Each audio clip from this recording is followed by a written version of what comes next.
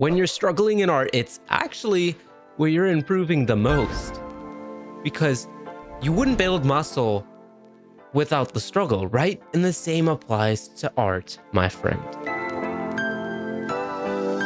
So I was on the art grind, doing art almost every day, uploading videos to this channel. And then I went to a week of Jamaica. I went to a vacation. I came back and I tried sketching. And something interesting I found was that I was terrible, right? I lost a lot of my skill, and it really helped me understand why some people struggle in the construction phase, like the sketching phase. Okay, so people teach you about thumbnail sketching. I've taught you about thumbnail sketching, where you have a small little rectangle that imitates the entire canvas that you have, right? And then you could just put tiny, quick drawings in there, see what compositions you like. And it's supposed to help you not take hours to get one composition down. And you're like, yeah, it's kind of not good. I don't know if I want to do this drawing. That's why we do thumbnail sketches. But one thing I saw, one weakness about the thumbnail sketches that you guys should be aware of is not having the thumbnail sketch be too small, right? So these are not detailed.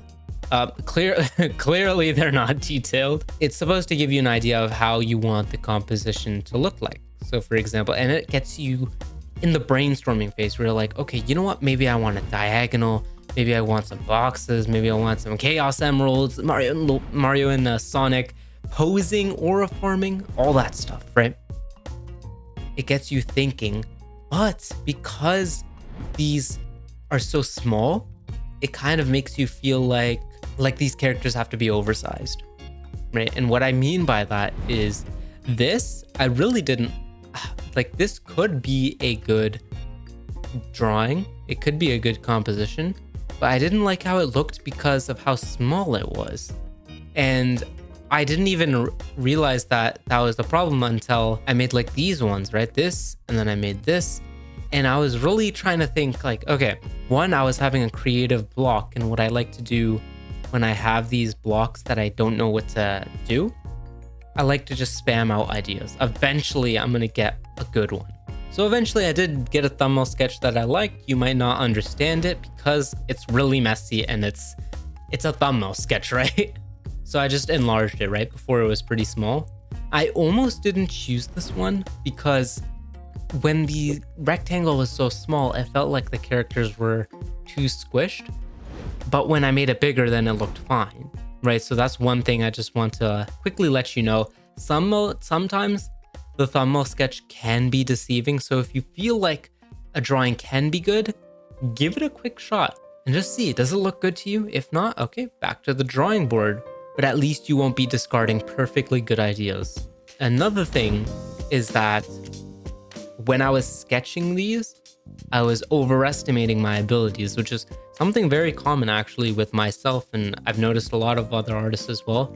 The thing is, one, we don't use guidelines, right? Like the line of action, perspective lines. I feel kind of bad using them, like almost like I'm cheating, even though it's not cheating at all. It's just a landmark that you can use to help you draw better.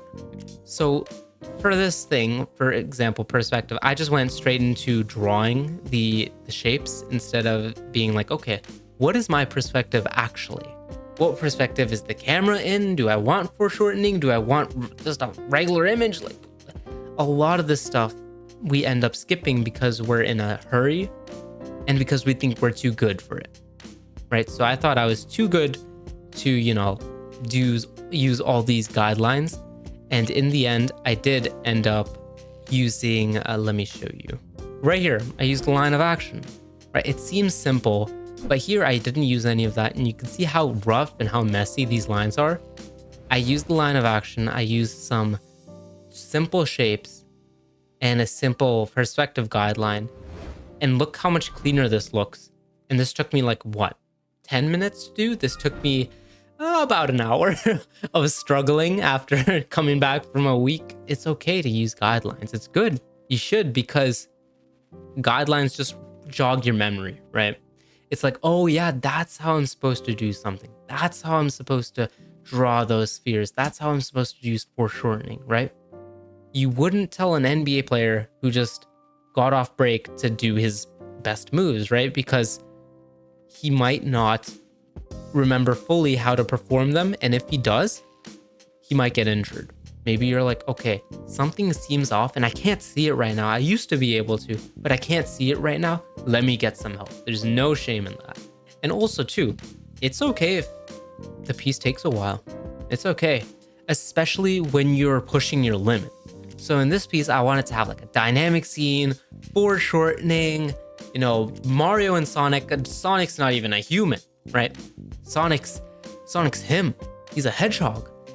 And I don't know how to draw Sonic, so no wonder it took me so long to draw him. But then it didn't take me that long to draw Mario because I'm familiar with humans. I've drawn Mario before as well. So just because you're taking a while, it actually means a good thing. It means you're pushing yourself. You're pushing yourself to the limit, and that's how you grow fast. That's how myself, if you could see my drawings from like a year ago, they were like, don't look at this, please. This is just, this was an off day a year ago, so that's extra bad. But like, if you take a look at drawings like these, like this, right? I was only able to improve so much in such a short time because I constantly, after I made this, I was like, okay, how can I push my limits again? And then after I made this, I'm like, okay, how can I push my limits again, right? And it's like a never-ending cycle of gaining a lot of XP. Like these are like killing slimes. These will get me very little XP. I'll learn very little from doing these now compared to if I'm trying to beat my previous best, right? Because it's like a boss. That's where I'll get the XP from a difficult task that may take a lot of time, but it's better than facing 100 slimes and not even getting the same amount of experience, not even learning as much as I could. So it's okay if it takes a while when you think about it. You're like, art is hard. Of course it's hard. That means you're learning. When art isn't difficult, that's when you stop learning, and that's very dangerous. So it's me, AnchLP, and thanks for watching. I'll see you guys again soon with some more art tips, and let me know if you need help with something, if you have like a specific topic, like maybe rendering, maybe values, effects, like whatever it is, I'll try my best to help you. Leave a comment in the comment section below, and I'll see you all in the next one.